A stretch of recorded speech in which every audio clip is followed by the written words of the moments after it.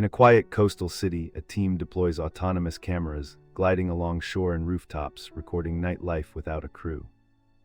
As the footage unfolds, the city reveals secrets in reflections and wind-blown banners that become a narrator guiding a missing person case. Editor's stitched drone passes into a mosaic where weathered boats and streetlights echo the tension once reserved for dialogue.